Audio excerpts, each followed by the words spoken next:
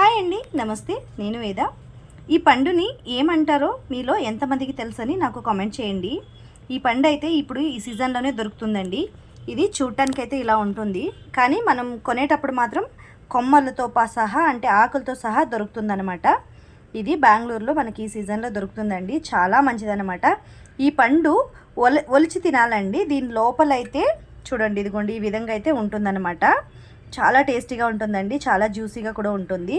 So నాకైతే చాలా ఇష్టం అన్నమాట. సో ఈ పండుని లీచీ అని కూడా అంటారండి. లీచీ అనే దీని పేరు.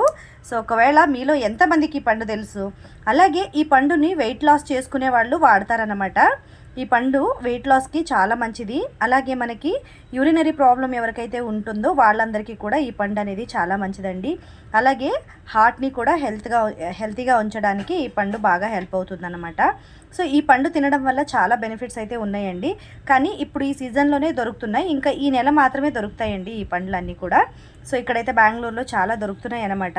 ఇంతకుముందు కొంచెం తక్కువ, కానీ ఇప్పుడైతే ఈ సంవత్సరం కొంచెం బాగానే దొరుకుతున్నాయి అన్నమాట. సో ఈసారి అయితే తెచ్చాం మేము ఈ పండును. లాస్ట్ ఎవ్రీ ఇయర్ తెస్తూ ఉంటాం అనమాట, ఎప్పుడైనా ఒక్కొక్కసారి. కానీ ఈసారి కొంచెం ఎక్కువగానే తీసుకొచ్చాం, ఎక్కువగానే తిన్నాం అనమాట.